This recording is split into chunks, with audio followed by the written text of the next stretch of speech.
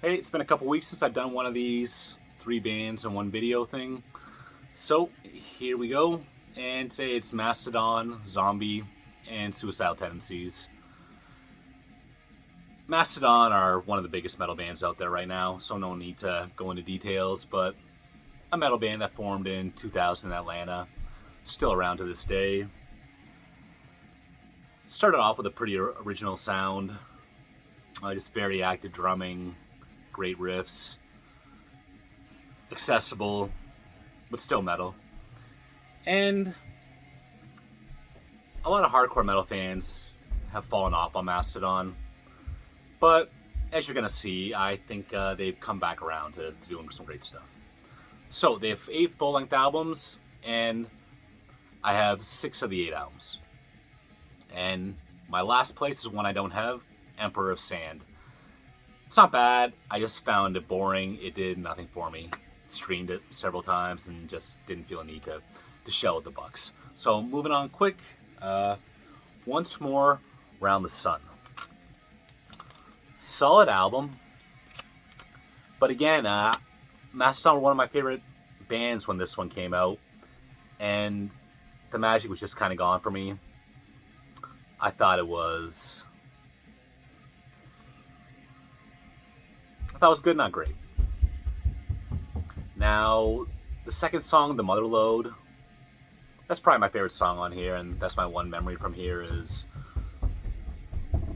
I bought this and I put it in the car and I was going through a drive-through ATM, and I found this song catching. I was singing it to myself because it seemed like an abandoned parking lot, and some girl was watching me sing to myself and just laughed. I had to laugh too. But yeah, again, solid album, but this is just like a 7 out of 10 for me. Number 6, probably an unpopular pick, but Blood Mountain. This might be one of their more metal releases, one of their more complex ones. But of the early material, I think this is the one I play the least.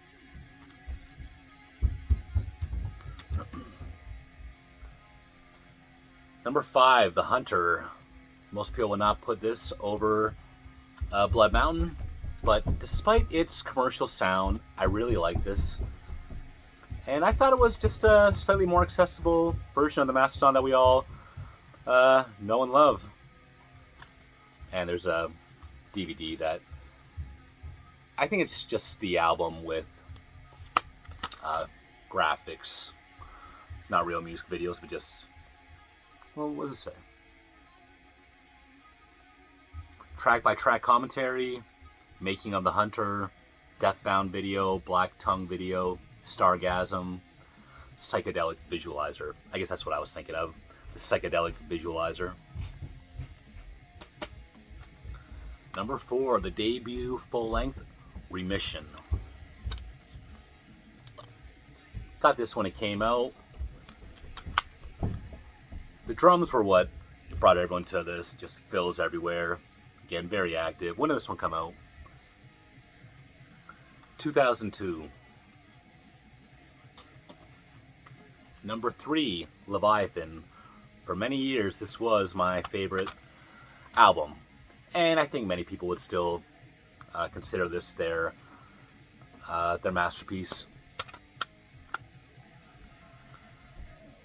Like the first album, but maybe a little slower.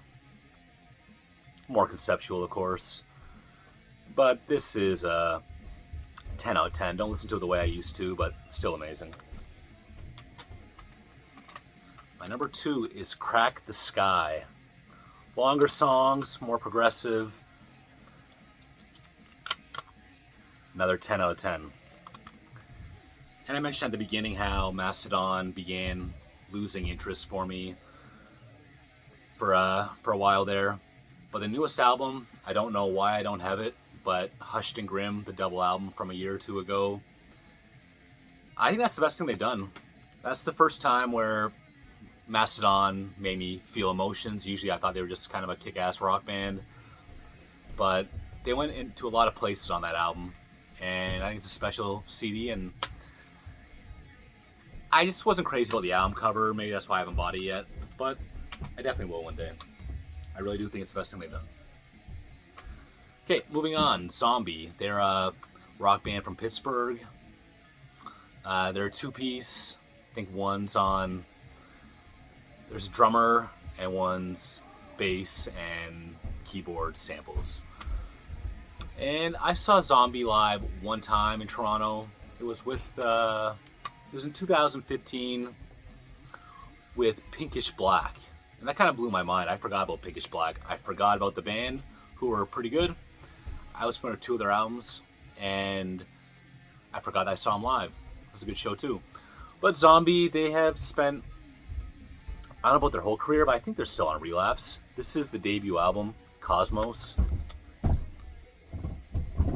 As years have gone on, Zombi would definitely be picking up more rock elements. This is much more keyboard-oriented than what's to come a couple albums down the future. But this one came out in 2004. And I think this one's, even though they don't have like a spooky image, they're very influenced by soundtrack music. You could say it's instrumental, progressive rock meets electronic soundtrack music. But this is a great album for Halloween, I find. I always put this one on. The album following that was Surface to Air, more of the same. This is 5 songs.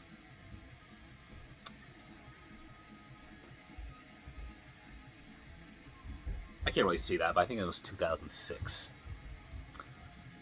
Album after this was Spirit Animal, and again, I've kept tabs on them their whole career. I think they're pretty cool, but I only have these 2 CDs at this point. And finally, Suicidal Tendencies, crossover thrash band formed in 1980, still around to this day. I think they're from the Venice Beach area. And I don't really follow the band closely, but I can tell you that I have 2 of their albums.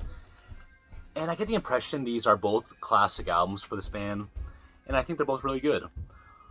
How Will I Laugh Tomorrow When I Can't Even Smile Today? This came out in 1988, and my favorite one is the opener, Trip at the Brain. And then 1990, Lights, Camera, Revolution. I think I like this one a bit better, and my favorite song on here is Give It Revolution. That's probably the best Suicidal Tendencies song I've ever heard. That's it. Mastodon, Zombi, Suicidal Tendencies. Thanks for watching.